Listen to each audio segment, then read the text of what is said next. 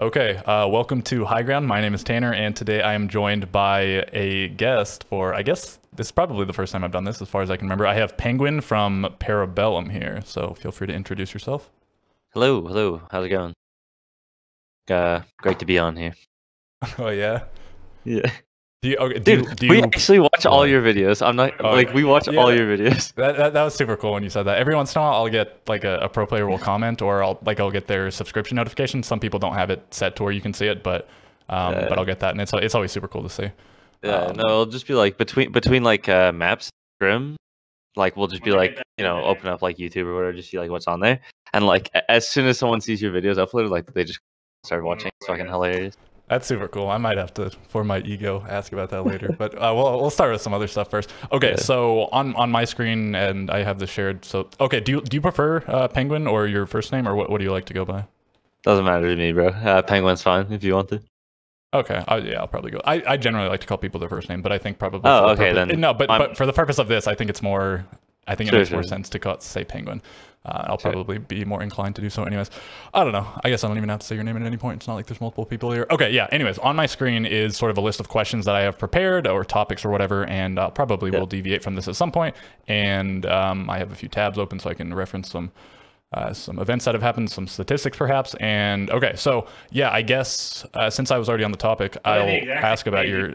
Oh yeah, and I guess in his background you hear Gunner. So No, I'm so sorry, bro. it is what it is. A little bit of a scuff video, but I'll take what I can get. So Gunner fans, let me know what he's saying. All right, I told him to shut up. I told him to shut up. Okay. Okay, so yeah, well, let's start with your name. So is Penguin the tag you've always gone by? Did you have a different like online tag that you went by before that? Or sort of where did that come from? I mean, on Xbox, I was Master Cow 99, but that was like that's a really old story, like that. Sure. But on PC, like when I switched over, I was still like Master Cow 99, and I was like, I can't play professionally as Are Master you Cow saying 99. Massacre Cow? Is that what you're No, saying? no, Master Master like, Cow. Okay. yeah, sorry. I get you. Okay.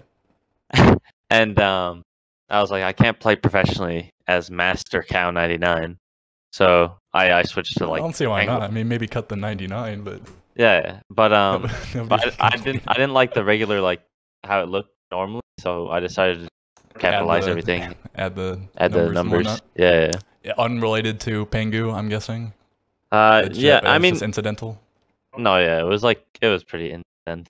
I mean, I knew who Pengu was, so maybe Sure. like subconsciously it played like factor, but yeah. Okay. Well, Master Cow. That is funny. Okay, so how did you get into? I guess how did you get into gaming originally? I guess I don't know where did your video gaming begin? For me, I was like 5 years old and I got a Game Boy. But for you, it was. Oh, I What? mean, I was like 2 years old when I first started playing video games. Sure. Like when my brother was first born, like he would like nap obviously because Hmm. babies do. And when he was napping, me and my mom would play like this computer game, on her laptop, and then I would play my dad's like like Game Boy and DS. Are you talking about as far back as being 2? Can you remember being 2 years old? I should. No, like, I don't remember this. This is just what Okay, like you're just aware of my mom. the fact. Okay, Yeah, I see. this is what my mom and dad were telling me. Okay. What was the And then game obviously on the laptop? it was like some fish. You had to like buy fish. Okay, it just. It was like, I see. but like there was like levels to it, right? Uh-huh.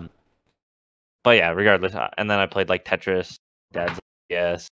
Okay, and then Then- so I get at some point you transitioned to Siege, but Yeah. did you come to Siege from shooters? Like, was there Yeah, immediate so- shooters in there? So like eventually, I think everyone eventually always plays COD. Sure. Yeah. So I played COD, and then I got onto Battlefield. Mm-hmm. I played Battlefield 4, and then like towards the end of Battlefield 4, like that's when Siege came out, right?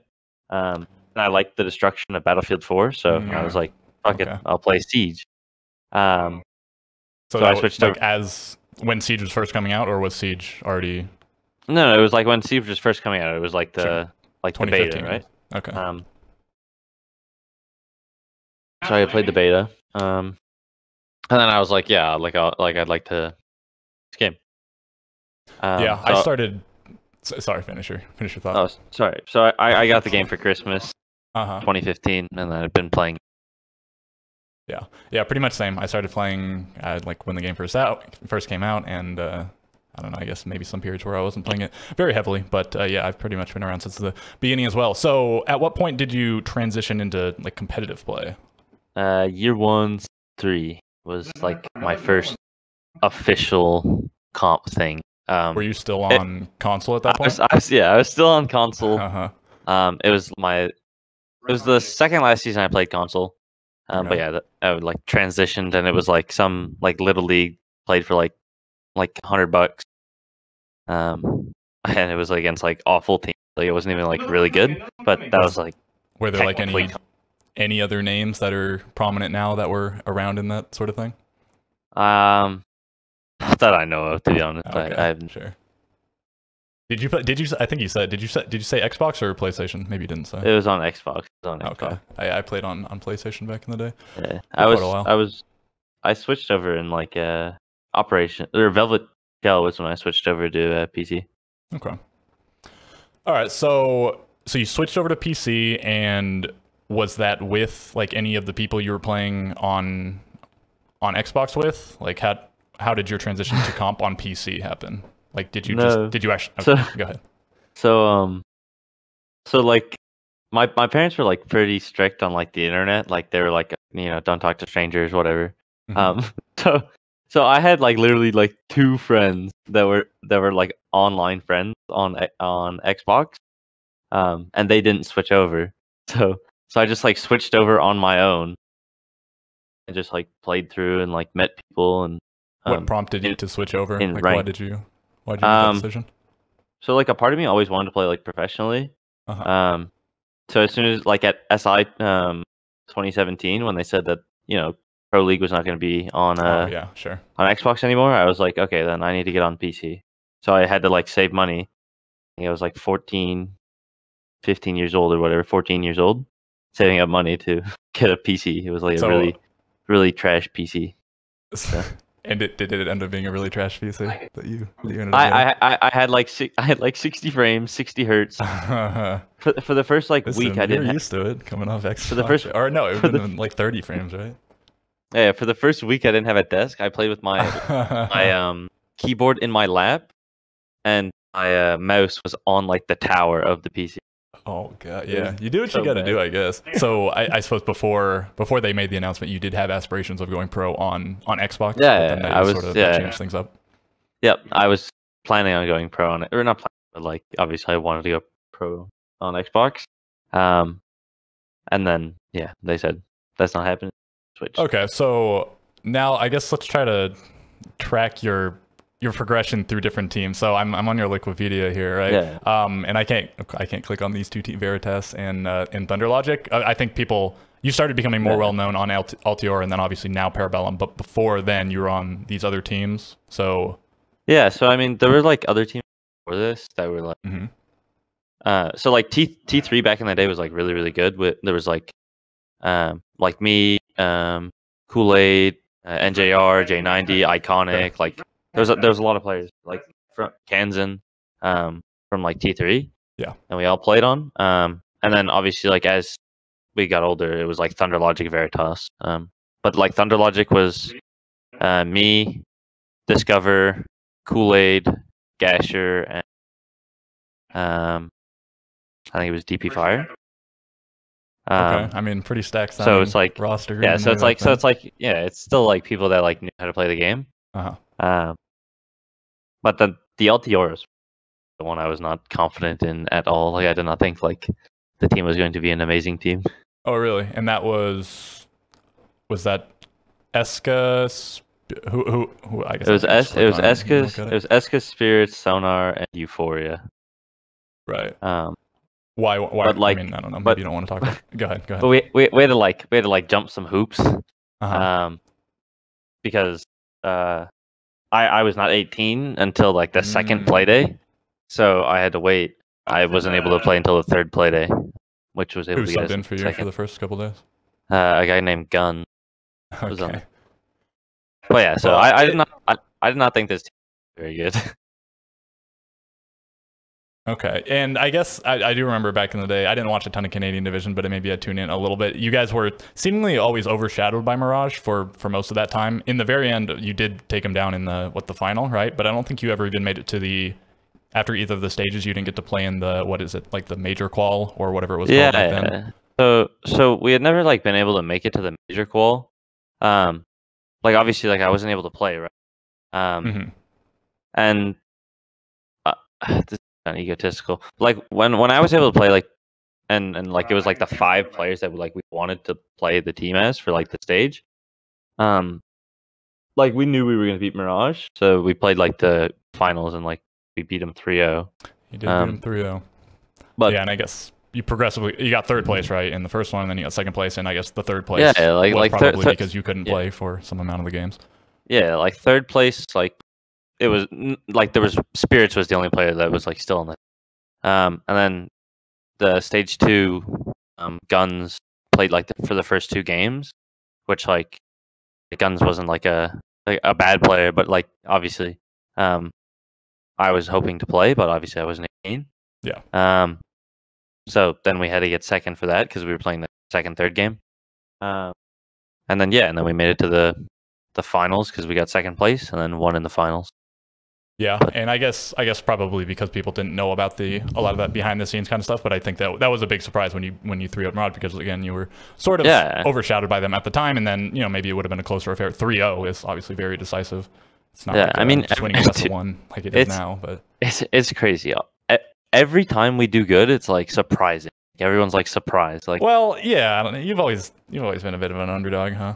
Yeah. Oh, but even through CL, when we were doing like, because we had a rocky CL. Yeah, I mean, you were always thought of as like the most likely team. Yeah, the most likely team. But you did have a few ups and downs. There were like there were a few. When Wichita was good, and maybe a couple other teams that were challenging. It's not like you got 1st place every single stage.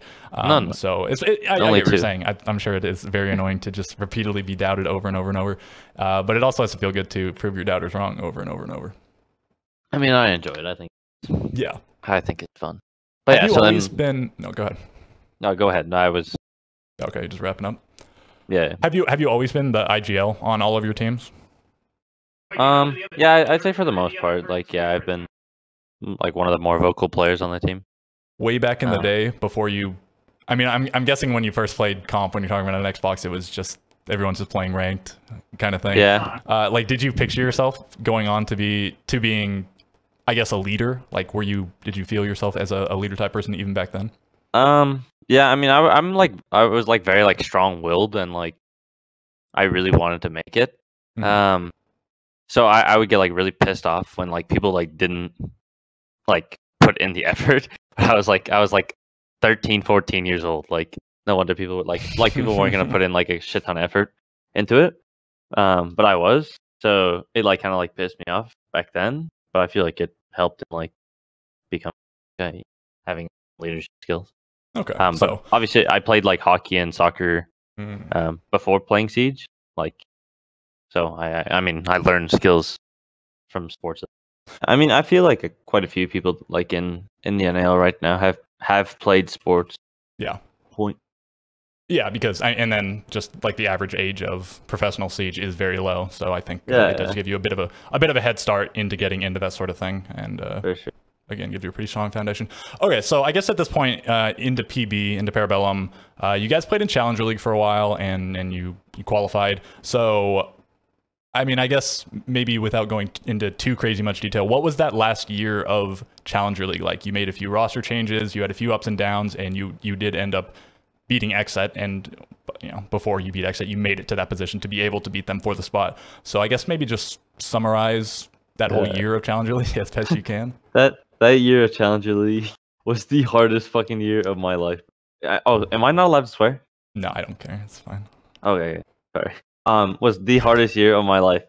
Dude, I do not understand how people like grind Challenger League for like years. It was honestly like ridiculously difficult.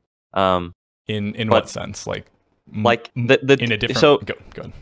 So like like teams are like very difficult, like much more difficult to play against. Like I would rather play NAL teams over CL teams like any day of the week. You definitely have just more so in the way of expectations, right, against T1 teams. They have patterns and whatnot versus the insanity of T2. But even like when VBM is like prepping CL teams, he's like, okay, for NAL teams, everyone does stuff like consistently. It's like this guy will be here, this guy will be here. He's doing this always.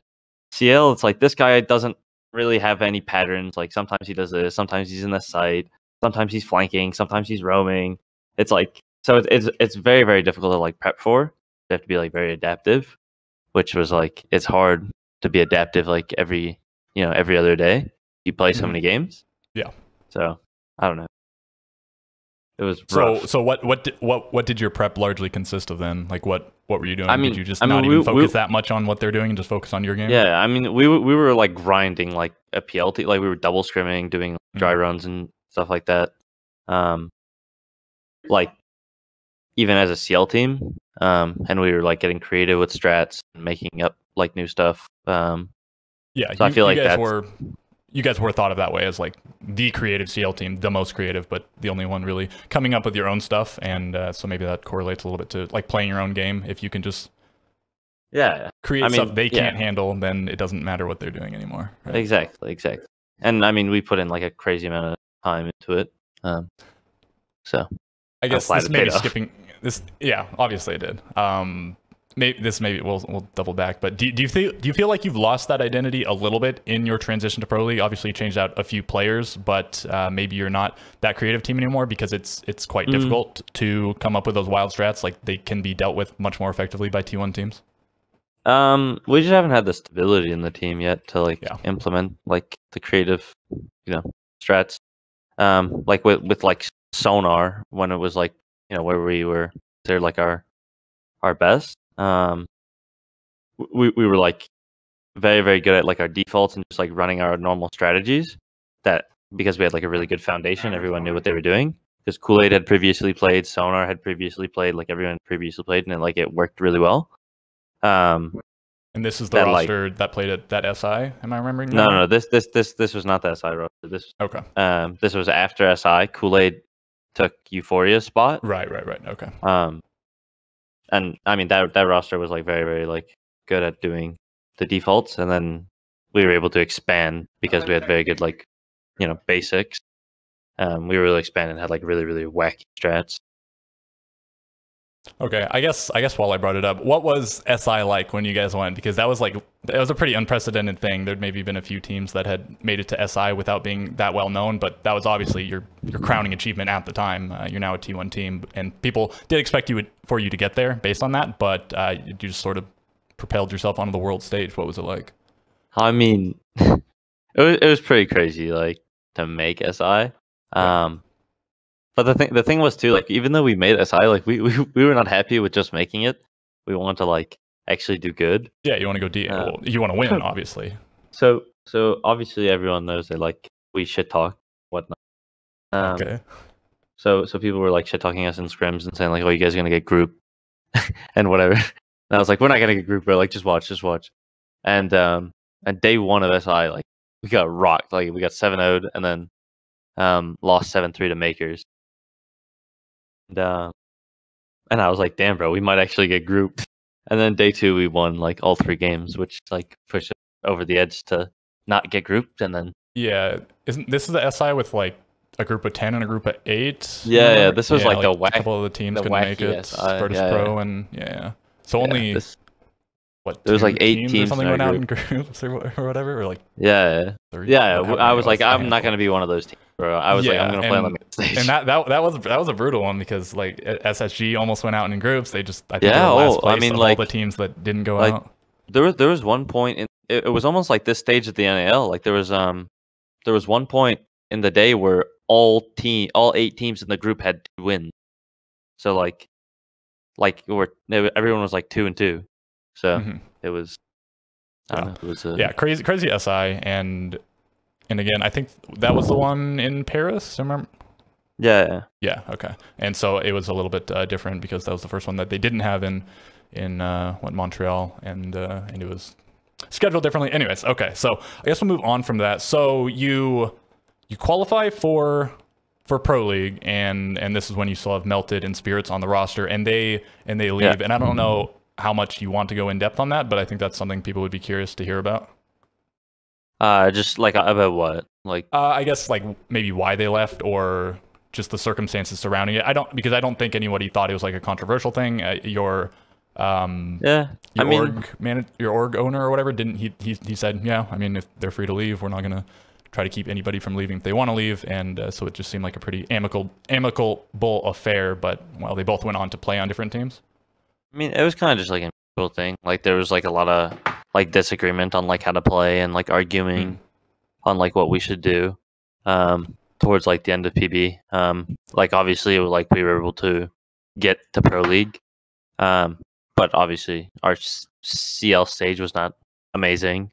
Yeah. A little bit of an underdog run that last time. Yeah, like we were like a not a lot, I guess. Actually, weren't you like down massively? Yeah, and but we like go on a big we were down 0-3, and we had like you played 5 games this stage. Now it was like we had like such a low chance of making playoffs, but somehow we got it. Well, yeah, so it was like, so yeah, there was just like a lot of disagreement on like what should be going on. So we kind of just like went our separate ways, and Melted joined Mirage, and Spirits joined Exit. You know, no hard feelings. Did they have those lined up when they left? Yeah, I mean, like at the very end, they basically they wouldn't have left if they, or I don't know. Yeah, I mean, no one was leaving to not join Pro League. Okay, I didn't think so, because the Spirits thing, it's pretty clear in hindsight, but I think people were a little bit more iffy on for sure if Melted had already secured Mirage. Okay, and so at that point you get Wimpy and Creators, and that's they're good players, and I think they played pretty well. They were, I guess, your 2 highest rated players that stage, not like massively so. But okay, so you get them. What made you decide to go with these guys? It is a little bit late notice that you had to pick players up. Yeah, so I mean, we were just like, I mean, obviously we had Blaz. We were waiting on Blaz for stage 2. Right. So someone was going to be like, you know, one stage person. So we got Creators. Creators is good for like, you know, the fragging power that we wanted. That was like what he was picked up for. And then Wimpy was brought on to be like more like, you know, flexible and help with like supportive stuff, and be like vocal. So yeah, so we played stage 1, you know, with that roster. And obviously we were going to try and make the major. But it was going to be hard because like 2 roster changes, and we had like one guy that was going to be there for like one stage. It was going to be pretty difficult. Did that was there? I mean, obviously the expectation was already there that Wimpy was only going to be around for one stage. Do you think it really did provide sort of a weird environment though? No, I don't think so. It just like it just made it like very like we were on a time crunch, like for the whole stage 1, like everything was a time crunch because we only had like, you know, 5-6 weeks. Yeah, I think a ton of people were speculating. You know, Redditors love to speculate on things, and they were talking about what if Wimpy does so good, and are they going to drop somebody else? I can't imagine what would have actually happened. And he didn't end up doing spectacularly. I think the first half of the stage he did really, really well, but he sort of tapered off. Yeah, I mean, Wimpy played well. He did his job. It was just like, I mean, good player, no doubt. Yeah, I think Wimpy could be in Pro League. Yeah, I think a lot of people do want to see him back, but I don't know if his current CL situation. Yeah, also not too great right now. That is quite unfortunate. Okay, so what do I want to talk about now? I guess at this point, let's take a look at how stage 1 progressed. It might not be so fresh in your mind, so maybe we'll spend a little bit more time on stage 2. That is like the main thing I wanted to talk about was maybe some of your games from stage 2. But I guess let's go down the line. So first game you guys play against Beast Coast, and I mean I can't really blame you if any of this stuff is. It's been several months. It was a rocky start with Beast Coast. We choked a 5v2 in the last round. Well, like whatever. It's just one of those things. It was just happens. I feel like we were pretty nervous. Like everyone was like, it was our first game. We were the first game of the day. It was like 9:30 a.m. I don't know. Are you a big late night kind of gamer? Was that just like mad early for you? No. I think we just like shit the bed, to be honest. No, I'm not saying it's an excuse. I'm just curious in general. Yeah. Okay, yeah. I mean, obviously tough one to lose, and especially you're 1 round away from getting your first round or your first point on the board in Pro League. And I think if I remember it, I think people had you as like the favorite, maybe not massively so, but I want to say more people thought you were going to win than Beast Coast. Yeah, I think a lot of people did not have faith in that Beast Coast roster. Yep. And I did predict Beast Coast, but I thought it was pretty close. It is what it is. I did think that, yeah, coming into your first stage, and then also maybe the lack of stability brought about by the recent roster changes. Okay, so that's day number 1, and I guess you guys, that was like the first play of Border, maybe globally, because I don't remember what order the league started up in, but yeah, you guys pulled out the Border, which was super cool. The new league with the new structure, and that there were 10 teams and new maps. Yeah, it was super cool. Okay, so next day you play Sonics, and you take them to Chalet, which is like their best map, but it was also your like famous map, right? Yeah, I mean, we were like a very good Chalet team. Like, especially back in CL. Like CL, I'd say we were like one of the stronger teams on Chalet. Yeah. I don't know. We did like a lot of weird stuff on Chalet, like library direct take for bar. We were one of the first people to do those. What was the meta before that? Like clear across top floor? It was like for bar, like you do like the solar over, like library clear. Right. But for us, I just said just jump in the window, and hopefully the guy like in stock like stops looking for a second. But like I would play Hibana back in the day on that, and I would throw a flashbang down the hatch and jump in the double window. Yeah. Into library, and then just fight the guy in like mezzanine, whatever. Like we call it open. But did anybody do the Maverick thing on that match on the bar objective where you're on the stairs and you like mav the wall? The game against Sonic. Yeah, I guess maybe you wouldn't remember. I think Sonics were like. I think Sonics does. Like Sonics does do it a lot. Yeah, but I'm trying to remember if they did it in that game, because I do remember them being like the first team seen doing it. I would assume so. I would assume that they're like good, like very good at those types of takes. Yeah, no, it's super cool play. Okay, so that was the second game, and I mean, super good win beating Sonics. They were like, you know. That one felt depending on how you define it, they were the best team from the last stage. They did win. They won NAL, even if. Whatever, you know, one of the best teams. But in the end, it did turn out that they had a really bad stage. And does that? I'm sure it felt great at the time. Does that sour it like a little bit in your mind? I don't know, maybe this isn't like. Not really. I think overall it was a good win. Yeah, you played well, and was the very last round the Eska clutch? Yeah, the Eska 1v3 clutch. Yeah. Okay, that round like they trolled so hard, but other than that, I feel like they trolled that stage pretty hard. That was a tough one to watch. I'm kind of a Sonics fan, I guess, maybe arbitrarily so, but I've stuck by him for a while. Okay, so day number 3, you go up against Dark Zero, and that's another win for you. You take down Sonics, you take down Dark Zero, the 2 teams from the NAL finals last year, and that's on Villa. Yeah, right? that was on Villa. That was the highlight of the stage right there. Oh, yeah. And then they played day 4, quickly brought back down Dark. Quickly. Yeah. You got off to this really massive high. I guess you lost the first game, but it was quite close, and then you get 2 solid wins against two just juggernauts of teams, and I guess so. You play on Villa, and they had just played it the week before against Beast Coast. Beast Coast almost beat them, so I was a little bit surprised to see Villa again from them, considering, I mean, not only that they had just played it, but they had just almost lost it. Yeah, I mean, we were pretty surprised that they played Villa. I mean, like, we were ready for Villa, but we thought what map were you expecting?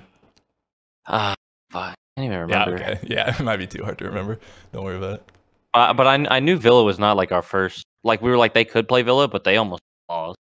Maybe I'm misremembering this. Wasn't that one of your more preferred maps in Challenger League?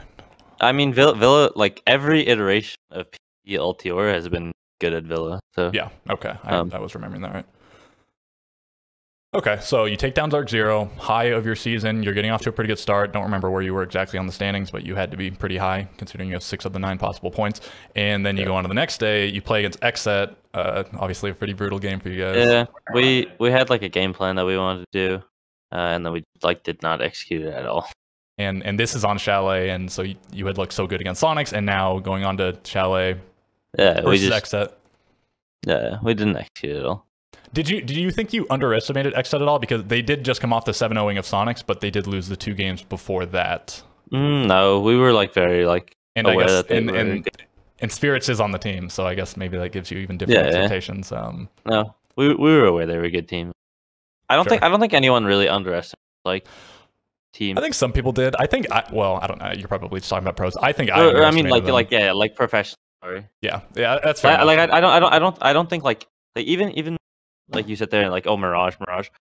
Like even Mirage, you have to like give respect. Like we treated Mirage as if it was like SSG. Like we were gonna play Mirage like No, properly. I don't think any team doesn't deserve respect. I guess if you watch my videos and whatnot, and I'll like mention Mirage, and I always try to give like a little bit of disclaimer. Yes, Mirage obviously has been the worst team in the NL, but they're still a good team in the grand scheme of things. You know, put them up against Challenger League, and they're winning like most of those games. Put them maybe even another region, they're probably winning a lot of those games. And maybe even let them play on LAN every had they not had sick players, maybe they would have won more games this stage. I do hope that they improve next stage on the board, but yeah. So I mean, not to say I would disrespect Mirage. A lot of people would. A lot of people have. As you browse Reddit. But okay, yeah. So XSET game doesn't go very well, but you're still 2-2 on the stage. You're still. I think I think you go on to play. Go ahead. The Astralis game was like, I'd say the one that like definitely showed like that we were not like a like we weren't not like a fully fleshed out team. Sure. Like we had set up our theme park where like our theme park was only able to hold like dragon takes. Like we held like dragon super hard, and then they just went break. Like every objective. Yeah, and like we had like dragon on lock, and then they just went break.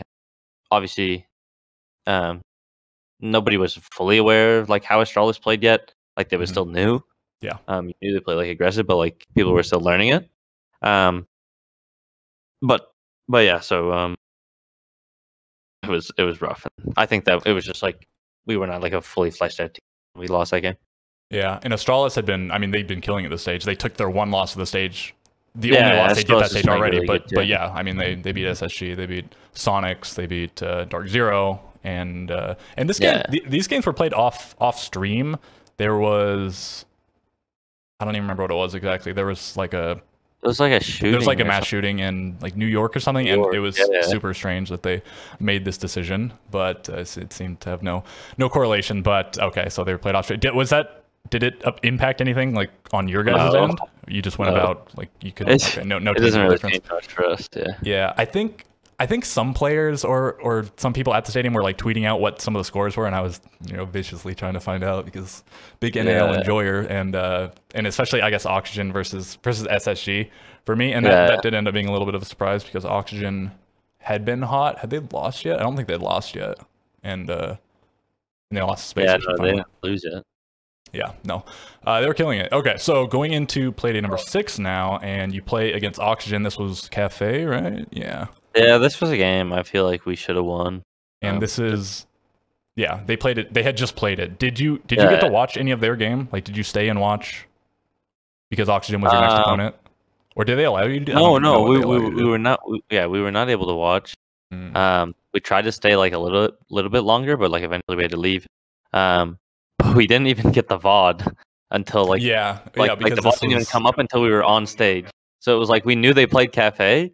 So the only thing we knew like prep wise, was how they banned. We were like, okay, it'll probably go Cafe again. So like we scrimmed Cafe that night. Yeah, no, that's pretty brutal circumstance because these were back-to-back days, right? Exactly. Because we played like pretty early. And you hadn't played Cafe, I don't think. No, right? Okay. So you hadn't played it. They had played it, and so you should have an advantage in that way. But unfortunately, you didn't really get to see any of their stuff, which sucks. And then you went up. Was it 6-3? You were up in that one. I think it was 6-3, and then like we just weren't able to close it. Like our defense runs. Yeah, I think maybe Oxygen showing a little bit of the inklings of the resilience they'd show in this most recent stage. They had a lot of games where they were down and made the comeback, especially early on. Similar to what they do here. And I guess, unfortunately for you, they do it to you again backstage. We'll talk about that in a minute. Playdate 7 versus SSG. I feel like the SSG. Again.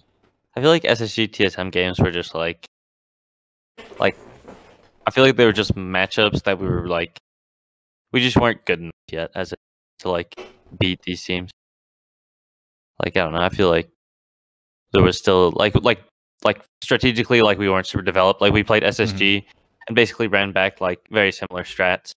Because we also had to like work on like a map pool for TSM, and it's like I don't know. It was difficult. As I remember, you did have a few like pretty crazy strats on Cafe, and so you had showed them against Oxygen, right? And now SSG gets to exactly. So it's like it was just difficult to Yeah. Cobra and stuff. And then same sort of deal versus TSM and Chalet again. Did you feel like maybe Chalet is just not so much your map anymore after you lost it to TSM and you lost it to what XSET earlier on? I guess you beat Sonics, but yeah, I feel like we were like really ahead of the meta on Chalet. At one point, then everyone's kind of gotten caught up, and we've kind of just also and like I don't know, like it's not like an awful map for us, but it's not one that would super and then you know, and to be completely fair, it's like if it is one of the maps that you played the most, and you did play it what 3 of your 9 games this stage, if you're just not having that good of a stage, your numbers on that map are just going to go down a little bit. I think it does make sense. And then finally you get to play against Mirage, and you pull out, I think, your first Oregon of the stage. And I think that was the first time you played or the last time you played Oregon in NAL up until you just recently played it. I remember I talked about this in a video, but you just played it against Sonic. Yeah, I don't actually remember. Well, I guess we'll get to the game. Yeah. So many games. Actually, I'm remembering a lot of these pretty well though, because I guess we talk about them in videos. Okay, so yeah, last play day. I mean, you go into it, and you still want to get the win. If you get this win, you can secure. I guess you end up in 7th place, and you wouldn't have if you didn't get this win. And yeah, SI points obviously significant. And do you know how you're doing at the moment on SI points? Because I guess you got a handful here, a handful there. You probably have to do pretty well next stage, right? I think to qual. I don't know 100%, but I'm pretty sure VBM did the math, and he said if we make the major, and then like get semis at the major, we're locked in. Oh, really? You think locked in? Okay.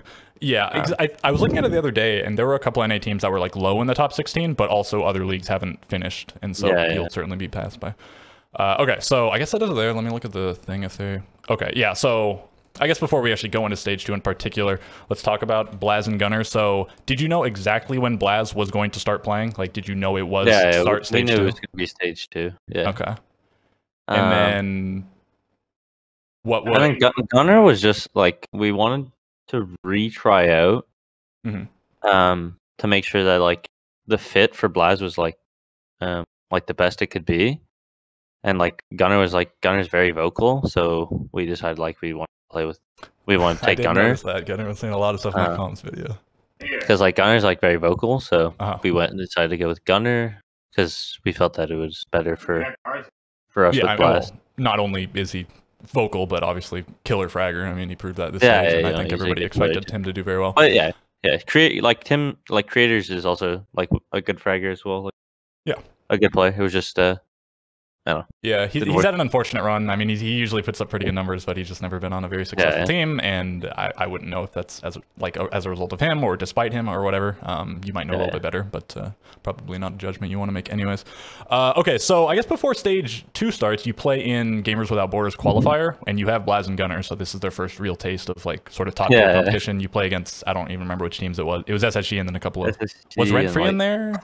Yeah, Rent-Free was there. It was Gaming Gladiators. Yeah, okay, and then Gaming Gladiators. XSET was there too. We had to play XSET to get in. Oh, sure. But I guess I'm just thinking of like the bracket, like the Final Four or whatever. Yeah. I mean, that's all I got to say. So yeah, and as I remember, especially I think when you played against SSG, one of Blaz and Gunner was doing like really well on attack, and the other one was doing really well on defense, and they just couldn't like perform on the other side for some reason, even though they were so crazy. Yeah, no. So what were your feelings about the team at that time? You probably had sentiments coming into it, and then that might have. For context, we had played that like Gamers Without Borders scrim or game or tournament or whatever the hell it's called, with like 4 days of scrims. Like we had like 4 maps in our map pool at the time, and it was like, all right, bro. Well, hopefully, if we get the best of 3s, like they don't pick one of the maps we don't play, or else we're just gonna have to pug it. Was it 9? Was that the 9 map pool they had? Yeah, it was 9 map pool. It was 9 map pool, and it was like we had 2 new players, and I don't know. It was just a little rough, but yeah, no, we were just playing it for like experience and to like see how well we could. Yeah, I mean, it's like just like the best scrims you can get at that point, right? Yeah. Like we were still trying to win. It was just like it was difficult. Yeah, and you took the one map off of SSG, and I think I and other people thought that SSG was going to be really good coming into stage 2. I thought that even though they maybe struggled a little bit stage 1, they were such a good team that they would have to bounce back. Obviously, it didn't work out that well for them.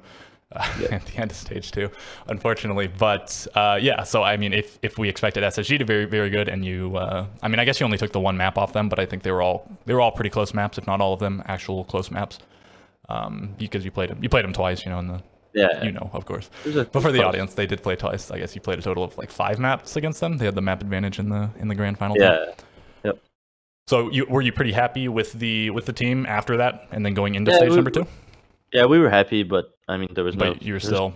There was no time. There was no time to like reflect or anything.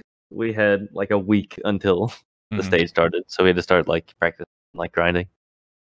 Because like we were doing so like, I forget what time. It started at like 5 p.m., 4 p.m. or whatever our time, and we would be like scrimming before like the tournament, and then we would like dry run, and then we would play the tournament. So like we had. Those were some long days. Yeah. Yeah. Long days, but yeah. Sure. I mean, you gotta hit the grind, and it mostly paid off in stage 2. Obviously, a little bit disappointing at the end, but again, something we'll get to. Yeah, no, I'm sure you are. If nothing else, definitely a market improvement over stage number 1.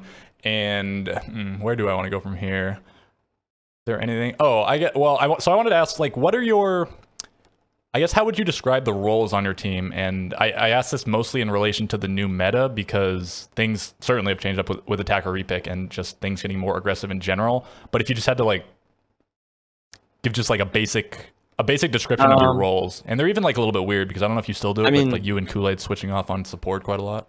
Yeah, the problem is like our team is weird with roles because it's all map dependent. Yeah.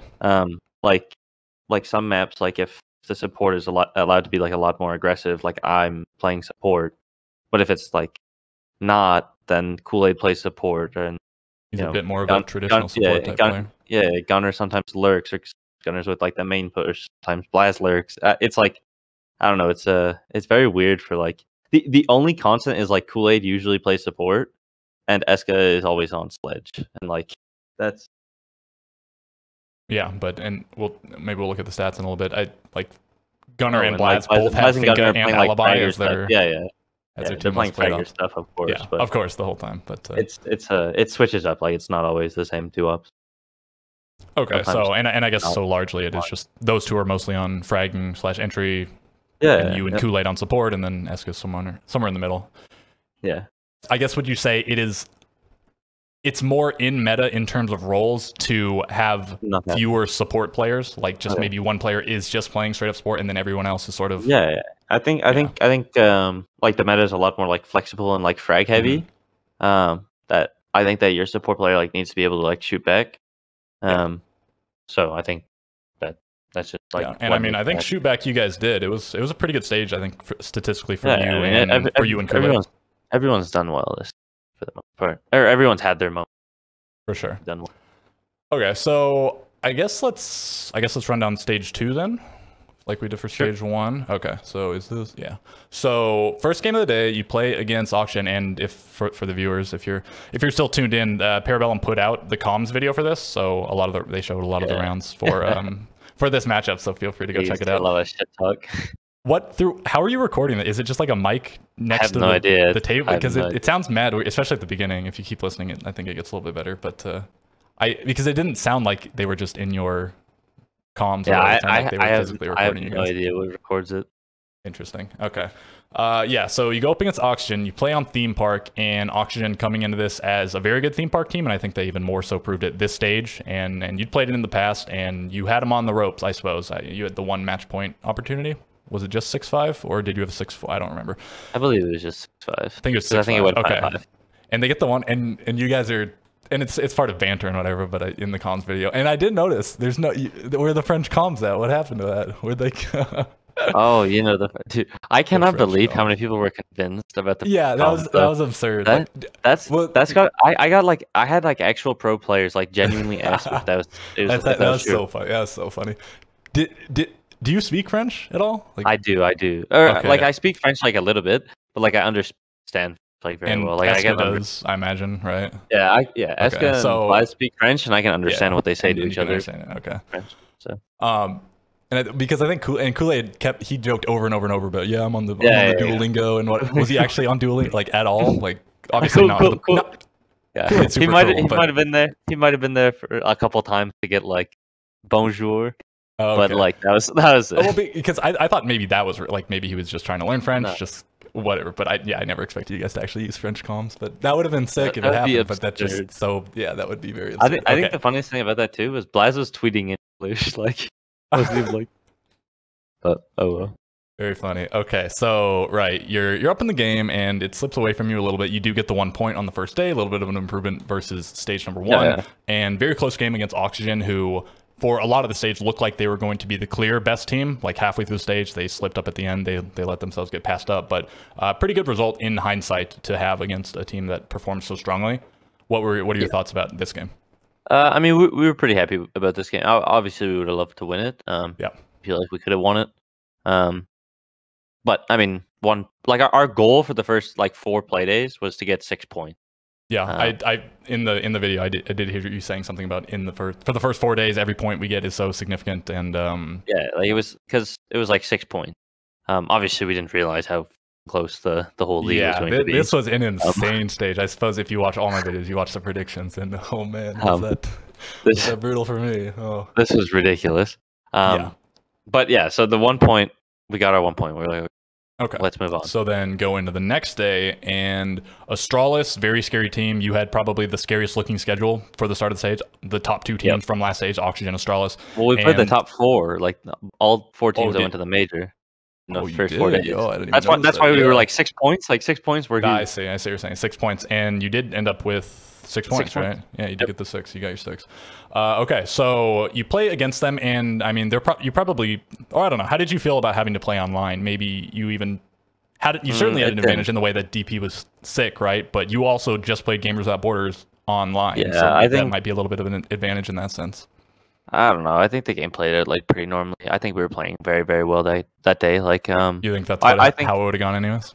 I think that's how it would have gone anyways. Maybe like a kill or 2 goes another way, but I don't think like we would have lost this game. We were playing very, very good against Astralis, and I mean like Astralis also wasn't like playing like themselves. Like they were like there was one round.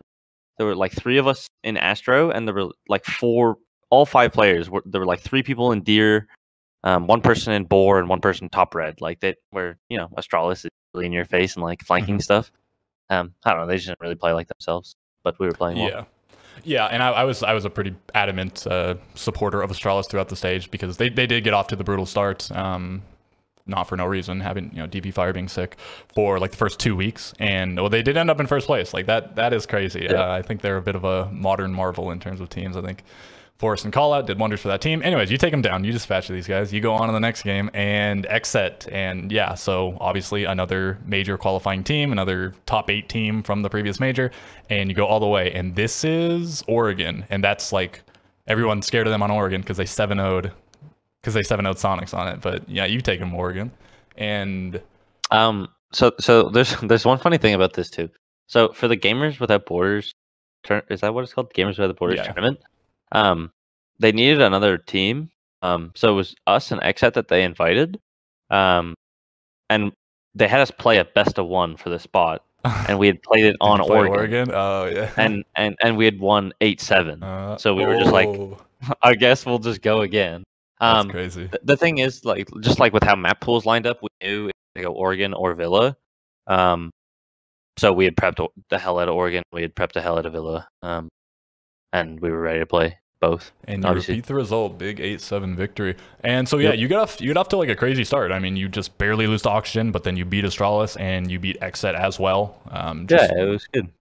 You already have your six points on the board there, and making maybe the Dark Zero game a bit of a freebie in that term. You already reached your starter goal. Obviously, you wanted to beat Dark Zero, but you do go into the Dark Zero game and you're crushing them for the you go up 3-0 anyways, and then you go up 3-0, and then they get 7. All good. All good. But why did it happen though? What happened? Honestly, like we just played awfully. Like we didn't. Okay, so on defense, we didn't do what we were supposed to do. We were playing way too aggressive. And on attack, like we were just lost, bro. Like we just didn't know what the hell we were doing. I don't know. That was a pretty. That was probably like that was our worst loss stage. Like Yeah, and Dark Zero was super weird this stage. They only had like one close game. Also, they didn't have any overtime, and they had like a 7-5 against Xset. Everything else is like a bunch of 7-3s and whatever. Yeah, it was not the Dark Zero way. Yeah. Dark And no overtime versus just a year ago in this same stage, they got like, I don't know, 8 games or in overtime or something insane. And maybe they would have liked to have gone overtime because they generally do not lose once they go to overtime. Okay, so that game, you have your 6 points. You get to go into week number 3, and you're, I don't know, probably about the middle-ish of the standings. Yeah, you're in a good position as most of their teams, anyways. I think maybe doesn't TSM have like 10 points at this point? Like they're doing really something well. Like that. They were doing well. Okay, they're way up there, and they stopped doing well. And you play against Beast Coast, and now here's your chance at some revenge from last stage. Yeah, I mean, like the Beast Coast game, like we lost it. I'd say like this was like a crucial loss. Like if we don't lose to Beast Coast, we don't beat SSG the next day. Really? I believe. What do you mean? Why? Because like okay, so like our mid round was absolute trash. Like we could not mid round to like save our lives. And it was like we just were not like speaking to each other on like what utility we were using. And then like we lost to Beast Coast, and like we had like a team talk, and like we obviously figured it out. Because like we could not attack. Like we didn't get an attack against Dark Zero. We didn't get an attack against Beast Coast. And then we came back, and then we got 4-2'd the attack half against SSG, and they got an attack in overtime. And then I think it would be 5-1 the attack half against Mirage. I don't know. We went on like a really good streak of having like attacks. And obviously like that's where things were going well. Because I mean I think you were up like 4-0 that game. Gunner was just killing every Beast Coast member. He was Gunner was going off, and I felt so bad because like we were not epic alibi gameplay. We were not doing well. But yeah, that loss was. Yeah. You repeat the same scoreline from last stage, and I guess every lot you said it was a crucial loss in that it revitalized you guys a little bit, woke you up. But every loss, I think this stage is a crucial loss in that just because the stage was so close, any points really would have put you guys. I mean, would have put you guys in the major, I guess, if you just won any of the games you lost, and that's true of like almost like every team. The way I see it though is like because Astralis won, like even if we went to overtime against Beast Coast, like we still would have had to win in overtime. Like, there's still like a lot of what ifs. So yeah, of course, every game's a what if. Like there's so many games that if just one round had got differently, some teams go up a place on the standings. Yeah. And maybe even make the major in some certain cases. Okay, and so against SSG, I guess you talked about it a little bit. Was this your first skyscraper? This was our first skyscraper. Yeah, and this was intended for Beast Coast. Oh, you didn't think they play you on Villa? I mean, we didn't think they were gonna go Villa, and then I did. That was a little bit of a surprise. Yeah, I guess. Okay, we'll go Villa. But we were like, all right, we got skyscraper still like locked in, so played SSG on it. I think that was probably their first skyscraper too, right? SSG. It was, yeah. Okay, so neither of you guys had played on it, and you guys were just better on the day by a margin. By one round. You win 8-7, and you said this was very attacker sided. Is that how it went down? Yeah, I think it was like we got 4-2 each or 5 or whatever it was. Okay. Yeah, they got 4, we got 4, and then which was against definitely against the grain because Skyscraper had been I think a pretty defender-sided map up to that point globally, even though I guess it hadn't been seen that much. It's not a terribly popular map. Yeah. But all right, so you get 2 points. I think this is a little bit of a turning point for each of your teams. I think you were both like really close on the standing. You might have even been tied on points. We were tied, yeah. Were you tied? Okay.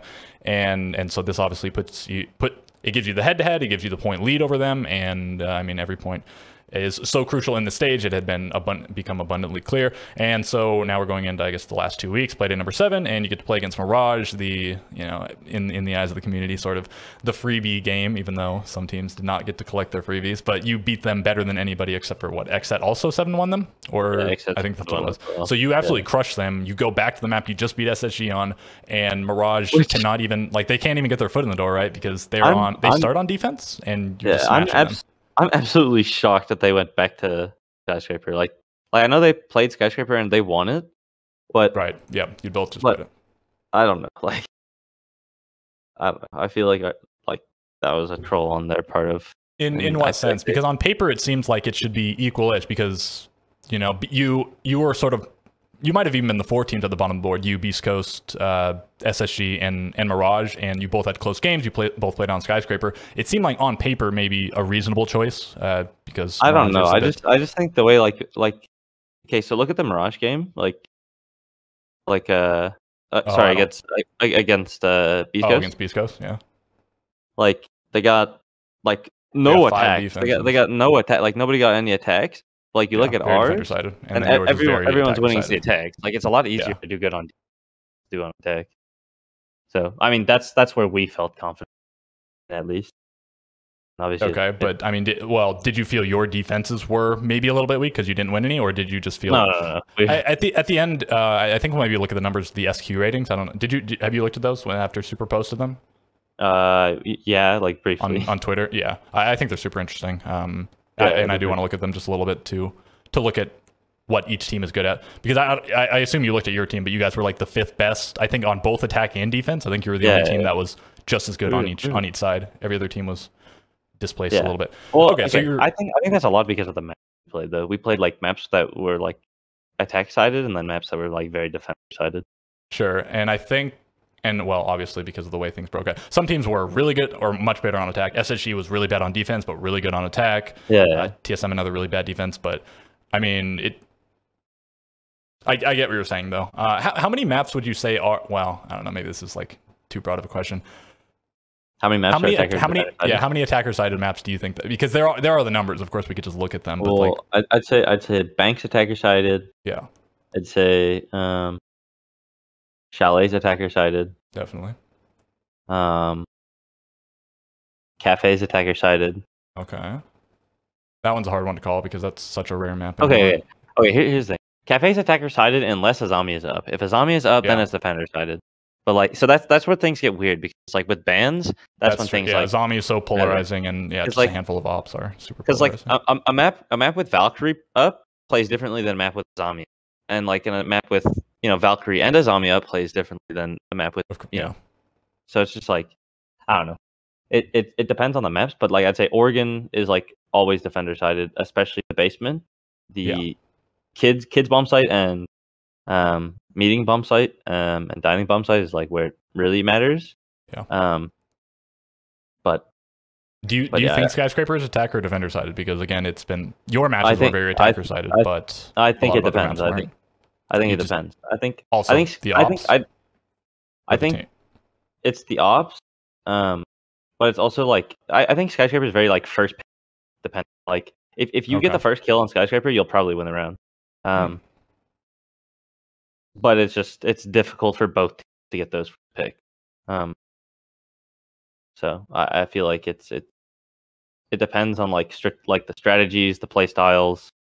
I feel like Skyscraper is like a weird as it always does. Everything depends on something. Yeah, but I feel like Skyscraper is like more like Clubhouse is like going to be the same. Like everything on Clubhouse is going to be identical, whereas like Skyscraper, it would be like similar, but like the round will never play out like this.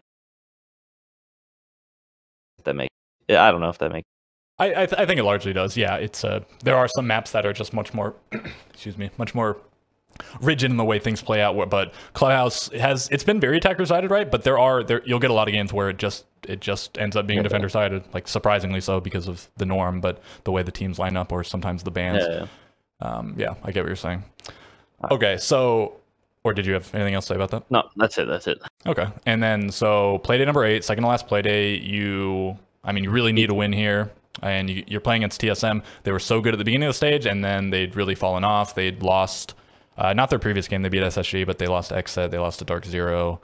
And I guess, in the Dark Zero loss, that's tough. I don't know what the deal was with Geo. I don't know if that information ever actually came out. But do you think they would have lost that game if they had Geo in? I have no idea, to be honest. Maybe because 7-3 is pretty decisive, but Gotcha also did get smashed. So okay, so you play against TSM and you play on Villa, another Villa game for you, and you win pretty decisively. This is one of your better wins this stage.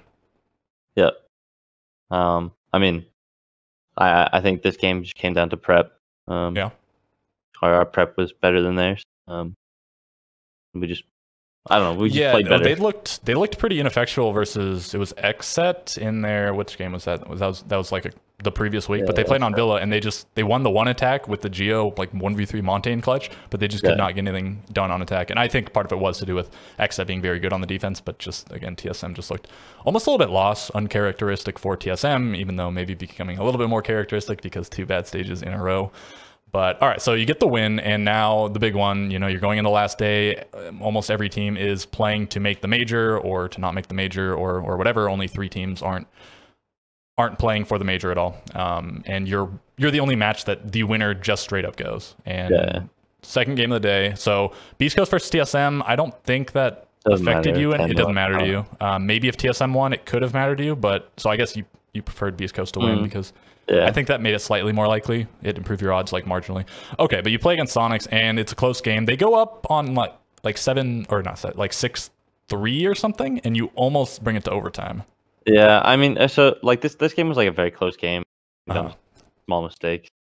Like the dining round, we just didn't open up the window on and drone the guy out like in small tower, like top small tower, when we were yinging him out. Just like, and on basement, like we were nading a guy, like we got like the first pick, like bullets or like we didn't like walk down the stairs. It was just shit like that where it was just small things. Do you think it was nerves? Like it could be. I genuinely think it's an experience. Like I think with how close the stage was, like if this team has like 3 more months of experience, like we come in and we we 9-0 this stage. Oh really? 9-0. I think I mean, look at how close I get. Like scroll up. No, I mean I believe that's possible, but like this is so close that's just like an insane. But like okay, so you barely lose the oxygen. 8-7, we lose 7-5, we lose 7-5. Maybe DZ, but I think controlled DZ game really hard. Close game. 7-5. You win destruction and another pretty heavily in your favor.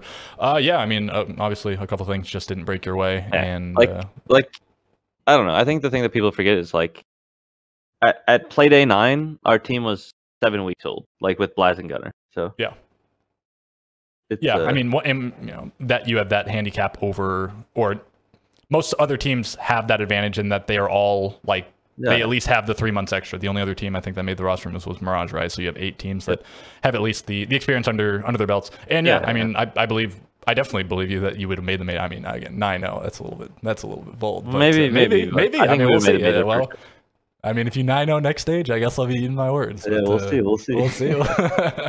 But yeah, and I mean and maybe it's even tough for you to talk about or whatever. But like one more round, and I don't think you would have made it at the end. Right? We would have had to win. Yeah, or you had to go overtime and then win the game from there. But at the time, I remember I saw Gunner kept tweeting like, "Oh man, if nobody got me, I know Nick's got me. Oh man, he doesn't got me. I got us." Yeah. Okay, so that wraps up the stage, and let me go back to the other thing. I think maybe I had a couple more things. That's stage 2. Oh yeah, I just wanted to ask some, or I don't know. Do you have any like final remarks about how the stage panned out and whatnot? Not really. Okay. So I think this might be fun for some people. Like, what does an average day at the Parabellum house? And I guess maybe. Like your off day. I don't. You probably have like 1 or 2 off day. Yeah. What's your off day like for maybe the team, but maybe you in particular? Okay, off day. I usually sleep in till like till like 11 PST. I did the same. Yep, I did the same thing. Yeah. I don't know. Then I wake up. Like I kind of just like go on TikTok, putz around. I'll shower. Then I'll get on my PC. I'll probably play some Valorant with some friends. I don't know. And then I don't know. You usually just take the day like fully off from Rainbow. Just give yourself a little bit of time to recharge from the game. I don't like playing Siege like during off. Yeah, and then I guess I mean nobody likes to play Siege casually with their friends if they. Yeah, I can't stand casual or ranked. But okay, so you just relax. So I just play Val. I mean, right now me and Kool-Aid are watching the Harry Potter series. Oh yeah. How far are you along? We are on Goblet of Fire right now. Okay, halfway through. Yeah, I rewatched the Harry Potter movies like a few months back with a couple of my friends. So it's a good rewatch. I'd seen it and they hadn't seen it or whatever, but yeah, it's definitely a fun one to watch, especially if you're a big Harry Potter. Okay, and then so I guess what does the average game day look like? So you're going to the stadium, but you do stuff before that, after that. What does that look like? Like Okay, so game day, like you wake up, depending on if it's an early game or not. You warm up scrim, go over prep, coach Veeb. You get in the shuttle. Usually someone's late, probably Eska or Kool-Aid. Gotta like fix their hair, and then we drive, listen to music to How the long is venue. your It's ride? like a 20-minute drive. Okay. It's not too bad.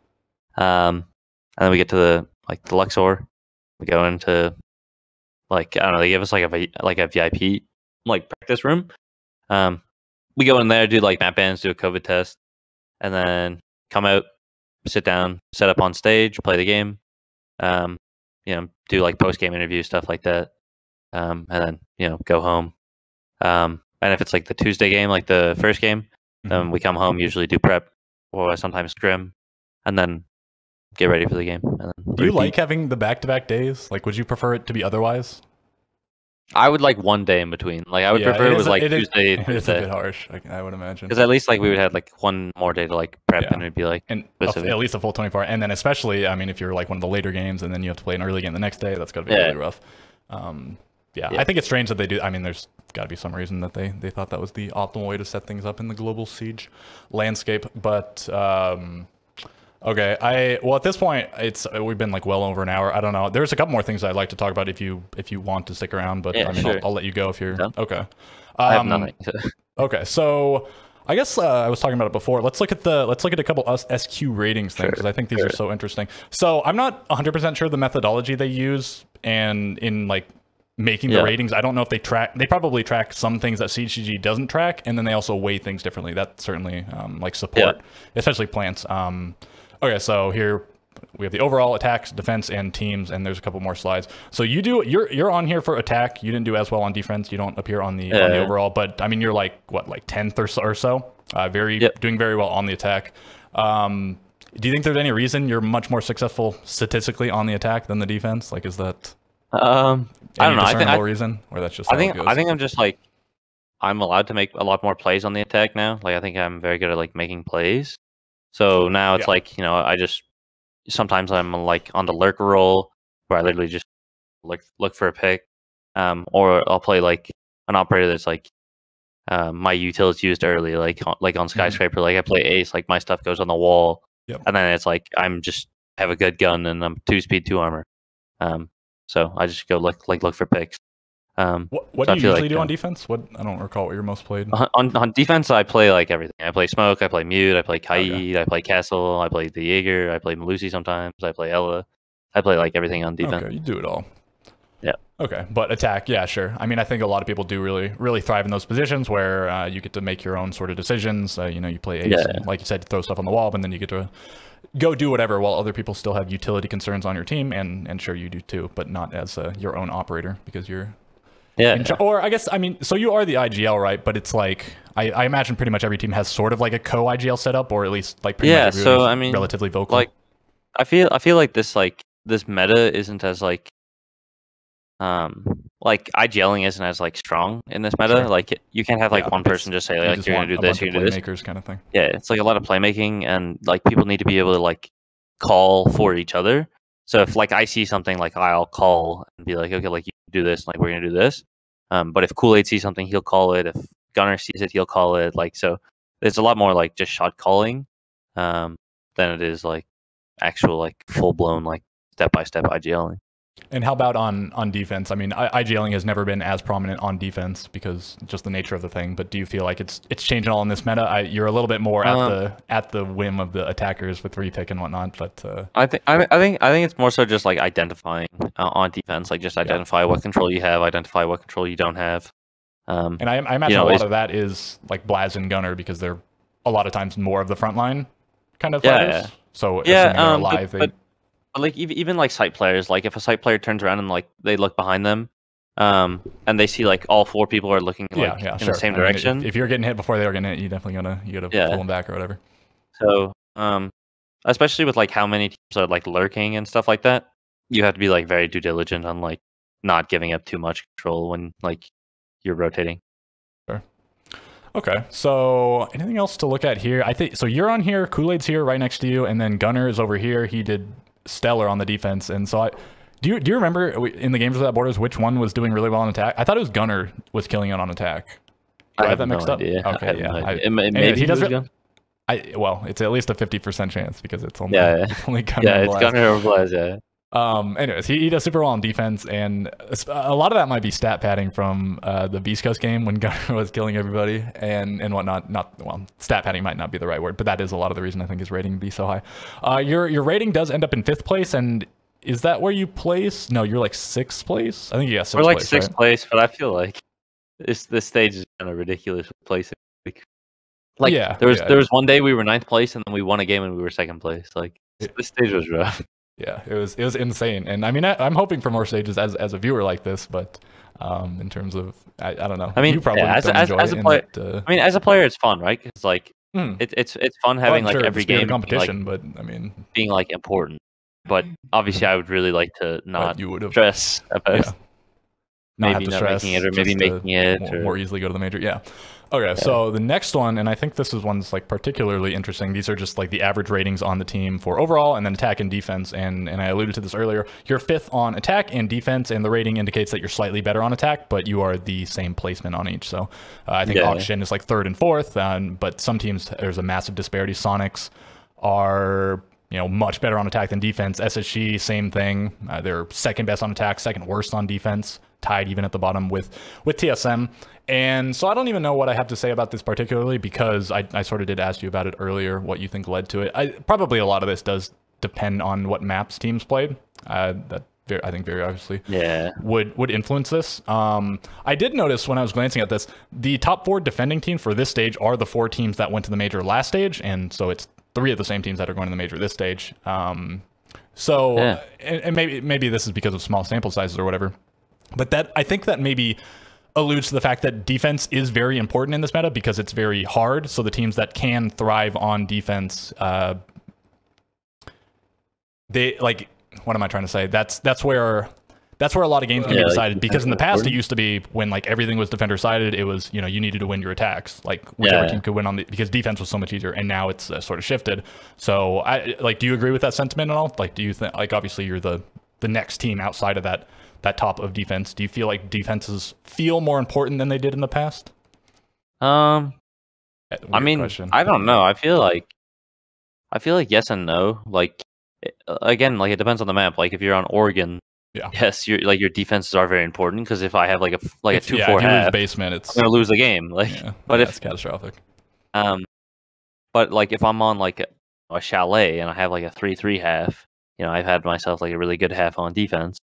So I don't know. I think it's like very like map dependent. It is map dependent, but yeah. I think if you look at it too, like Oxygen, Astralis, Xset, like I don't know exactly, but I feel like the maps they've played were definitely more defender sided or defender like oriented. I mean, I think like Astralis and Oxygen, they played a lot of theme park. Xset, like Villa and Oregon. Yeah, so I suppose that probably is a lot to do with it. I just thought it was kind of curious that this was the case. And then when you flip over here, SSG and TSM are in the top 2 or top 4 for attack rather, and they were the 8th and 9th place teams at the end of the day. I didn't even realize. Like I had noticed, but like the maps that SSG and TSM played too were also a lot more like chalet. They're chalets and skyscrapers. Okay. Yeah, fair enough. Yeah. I mean, you're probably right. Okay, and then what else is on here? Anything? Oh, are you on here? Let's find out. Yes, sir. I'm on Castle. Oh, okay. Well, here's attackers first. Did you see? You see the meme of like the Obama giving himself a medal or whatever, and Sonics are like the highest rated? Yeah, and then Super. Same thing with Super. Like he's top three attacking rated for like 2 hard reachers in line. I don't know. I feel like we gotta get an investigator in the ratings. Where is it? Is it the first one? So I'm curious. How's Sonic's first place overall as a team? But like, I imagine, probably by the ratings, like they do, if you didn't cut off after 2 decimals, they're probably higher. That's probably why they're above Oxygen. But maybe, maybe Oxygen. I feel like they could have just swapped that and save themselves the trouble. If it was alphabetical, they'd be second. I don't know. It's not really anything significant. It doesn't matter. It doesn't matter. I did know. I guess that they do negative ratings for I don't know. SQR. I I feel like don't a know how negative it rating works, but Canadians like the you, worst IQ in the world or something. it's like you got to be like you don't have a drone, like you like just a useless play, like Yeah, you I don't died. like if you team kill, like maybe get a negative. I don't know how you get a negative No, rating. no, no. Like I feel like it you're would doing less be than like you did nothing. something like It's inconsequential, like you repelled up to the building and died, and like nothing happened. Like I feel like yeah, that's yeah. the only Like one. I mean, I guess the baseline is sub-0 because on CGG you can only get as low as a 0, but Yeah, on here you could. I don't know I what guess the lowest could I don't know possibly what even their be. rating formula is. Yeah, But yeah. I'd love to know more about it. I think they're like kind of secretive about it. Like they don't even put They out the are, full yeah. rankings. They only do the top whatevers. Yeah. Which I think is still fun to look at. But okay. Well, I guess if you're not on here, let's peep the castle stats then. Let's see that. Ooh, 2.4. That's one of the high. Yeah. Some of these are crazy. Like I think NJR has the highest on this on Bandit. 2.74 is like out of this world. Blades I on Smoke imagine. Where's Smoke? on the right, far right column. Oh yeah. Kool-Aid on top, Smoke and Marmalade on the bottom, I guess. And this one, not a massive disparity. I think Smoke players are bottlenecked a little bit because like on other and I guess probably because it's played so much and it's such a good operator. Because like there's over 2.0 between NJR and Hot and Cold over here on Bandit. I can't imagine NJR played that much Bandit. It probably was just a handful of rounds that he was going nuke on. I can vaguely remember the round, but I don't actually know. Yeah, why are you so good on Castle? What's up with that? I mean, I'm kind of nuts on Castle. Like, okay, Castle. People. Oh, I hate Castle. I hate Castle. Castle's the best operator in the game. Like, he's got a 1.5. He's got a stable gun. He's got a secondary shorty. He's got a bulletproof, and you have no responsibilities after prep phase. After the prep phase, the only thing you have to do, the only thing you have to do after prep phase is get a kill, and then you've done like an extra. Well, some people wouldn't even say you need to get a kill because if they're casting, I mean, if somebody could have died, it's a good thing it's Castle. Yeah. Exactly. You have no responsibility. Yeah, you're just the king when you don't have any pressure on you. You go I throw love up 8 pieces of utility in the prep phase, and then I mean, bro, you see me play. Like I jump out every window. Like you do. Yeah, you were going kind of crazy this stage. You had the Castle play. You had a bunch of Ying and whatnot. You're going a bit nuts. Yeah, Castle. He's definitely an underrated operator. I guess. Maybe your biggest point is the fact that you don't have to do it. I was gonna say, well, there is a zombie who is like kind of a better Castle, but yeah, a zombie you clearly have to stay alive to actually use the gadgets and whatnot. Okay, so I think that's it for this, and I guess we're on stats, so as long as I can keep bending your ear here, let's take a look at this. So here are your guys' stats, and Gunner, this has to be like one of the better rookie stages anyone's ever had. I mean, especially as far as like a player coming directly to T1, which doesn't happen that often. But Gunner was killing it. Like, is this maybe the most entry engagements of anybody? Certainly a lot, but going plus 10 on entry, plus 26 overall. I guess how do you feel about how the stats panned out? And stats don't really matter if you win games or you lose games, but I feel like we're like pretty even across the board. Like everyone. I mean, yeah, you Blaz and Kool-Aid just right here in the middle, and then Eska a little bit of a rough stage from him. He was the highest rated player on your team in the previous stage, and then he goes to this. And I was sort of wondering if it maybe had to do with the fact that you brought in Gunner and Blaz, like two very very confident, prominent fraggers, and so it's more difficult for him to find his frags. Yeah, I would say so. Like, I mean, we don't need Eska to like pop off on sledge or anything like that. Whereas like before we like probably did more often. Yeah, and he was super good. He had like that notable clutch we talked about, and then I think he had a decent number of clutches in general last stage. I thought I think I was looking at the last 9 months. I think he has the most. Maybe I'm thinking of somebody else. I thought he had like the most clutches globally, or no, within NA at least. Who? I thought it was Eska. It was like 8 or something, but maybe Eska had a lot. Maybe I'm misremembering, but 8 is like it's a ton. Maybe. I think not one of the players that people think of like as super clutch, and I don't even know who people think of as super clutch anymore. I think very clearly Kansan, but like I think Bosco maybe was the clutch minister for the longest time, and he's not doing that as much anymore. But to the surprise of many, Eska. So you have so many entry engagements here. I mean, the second most on your team after Gunner, and you think that is just largely to do with the freedom you have on your particular roles, or how does that? Yep. How did that come about? Yeah, I mean, a lot of the time I just get like to do whatever I want. I mean, that sounds bad, but like, I mean, I think tons of teams have a player like that, and that's often their most impactful player in a lot of the situations. I think that's what Hot and Cold was doing last year, that guy's stats from last year. Like, good God. I just could do whatever I want. Try and shoot people in the back, get a 1-for-1 more pick. of those are on attack or defense? Probably attack, most right? most likely attack. Yeah, Yeah, like okay. defense is hard to like play like that. I still did it like occasionally on defense, like where I would just jump out windows. But I'd say it was so on the attack. Yeah, I feel like you guys, maybe you in particular, but you guys would do that quite a lot. And maybe you toned it down later on in the stage. You got a little bit less crazy. Am I making that I feel up, or like do you feel like that was the no, case? it was just like dependent on the teams we played. Like like just the play styles are certain more spread out than others. So it Yeah. so Some like teams are with just our not prep, ready for that we were kind of like, thing. okay, like you can jump out against these guys, or you can't jump out against them. Okay. And I think that's pretty much it. The only other thing I wanted to ask about, and maybe this isn't something that you want to say anything about, the roster changes that have come out recently. You might even like know others that the public don't, but the Drip being benched and Skies leaving SSG have both been announced. Do you have any opinions on that? I think SSG had to make a roster change. Not sure if Skies is going to be the correct one. We will see. Yeah, he didn't have a phenomenal stage this stage. I think he was like okay, but last stage he was their best player by far. Yeah, we'll see. And then Drip, I don't know. I feel like the one didn't make too much sense. But did you hear what happened with the Drip thing? Like I guess he talked about it on his. I'm pretty sure I didn't like watch the stream, but they talked about it on Reddit, and I think they like. Anyways, I guess he presented them with an ultimatum that he wanted them to drop somebody else. Oh, okay. And if not, he was going to leave, and that presumably it was Anthony. I don't know if it was ever explicitly said, but and then they decided to go with to stick with Anthony, or I guess maybe they could still drop Anthony. I don't know, but the way it happened so suddenly, I feel like that was kind of the case, and unfortunate. I don't know, like I don't know what you think about Drip. You probably interacted with him in some regard. I like him as a figure, and because again, maybe I don't. I've never talked to the guy. Drip's a cool dude, like in person, but he definitely is like a character online. But yeah, I imagine it, and it's definitely like amplified online. But it seems like it's like largely how he really is, and some people don't like it, and some people do. I think it's quite funny. I don't think he was. I think a lot of people think he's like so bad, like he's so terrible at the game. I can't believe he's been in pro league multiple times. But he had I'm saying like he had a pretty good impact last stage, especially. On the SQ, and I think at this stage as well, pretty highly rated on attack. And again, because the SQ ratings do favor support-oriented actions more so than CGG does.